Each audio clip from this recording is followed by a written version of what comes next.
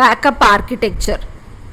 A backup system commonly uses the client server architecture with a backup server and a multiple backup client. The backup server manages the backup operations and maintains the backup catalog, which contains information about the backup configuration and backup data. Backup configuration contains information about when to run backups, which data to be backed up, and so on. And the backup metadata maintains information about the backed up data. The role of backup client is to gather the data that is to be backed up and sent to the storage node. It also sends the tracking information to the backing server.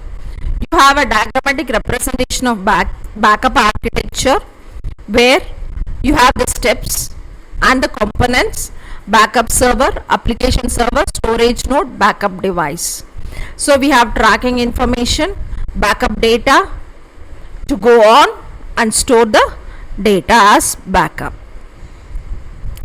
The storage node is responsible for writing the data to the backup device.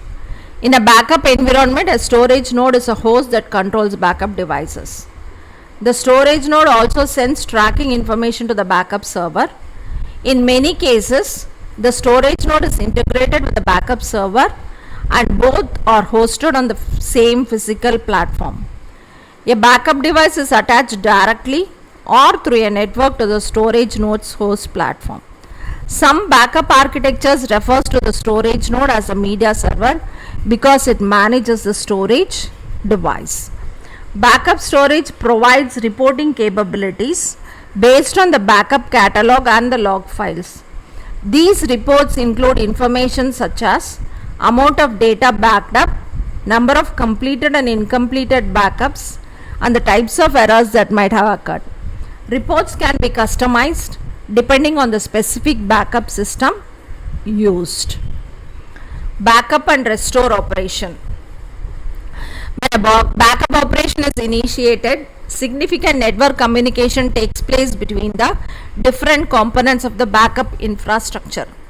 The backup operation is typically initiated by a server, but it can also be initiated by a client. The backup server initiates the backup process for different clients based on the backup schedule configuration for them. For example, the backup for a group of clients may be scheduled to start at 11 p.m. every day. The backup server coordinates the backup process with all the components in the backup environment. The backup server maintains the information about backup clients to be backed up and storage nodes to be used in the backup operation. The backup server retrieves the backup related information from the backup catalog and based on this information instructs the storage nodes to load the appropriate backup media into the backup devices.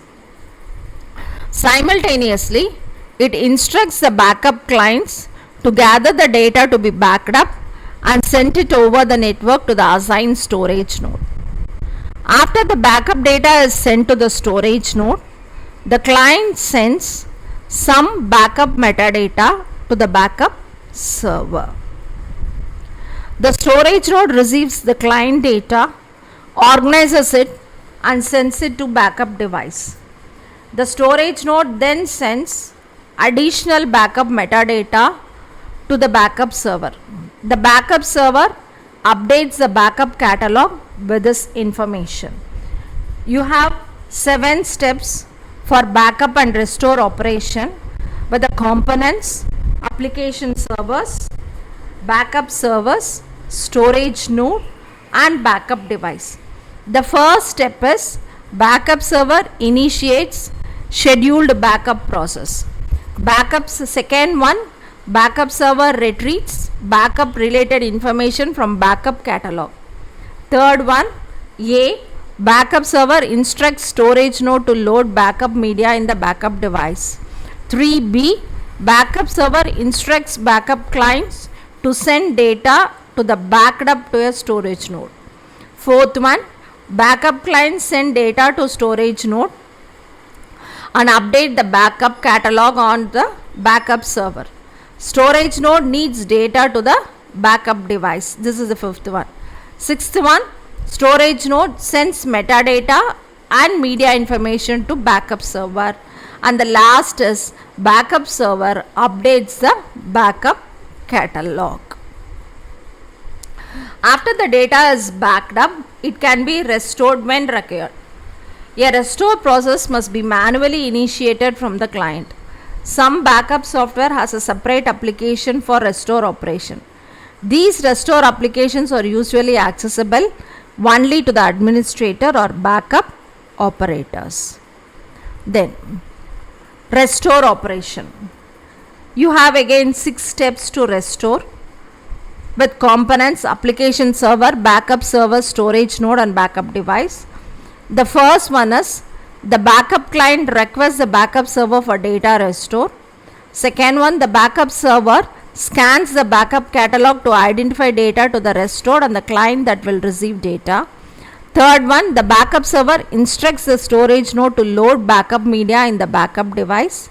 Fourth one, data is then read and sent to the backup client. The storage node sends restore metadata to the backup server, and the last sixth one is the backup server updates the backup catalog. So these are the 6 steps for restore operation. Upon receiving a restore request, an administrator opens the restore application to view the list of clients that has been backed up. While selecting the client for which a restore request has been made, the administrator also needs to identify the client that will receive the restored data. Data can be restored on the same client for whom the restore request has been made or on any other client. The administrator then selects the data to be restored and the specified point in time to which the data has to be restored based on the RPO. Because all this information comes from the backup catalog, the restore application needs to communicate with the backup server.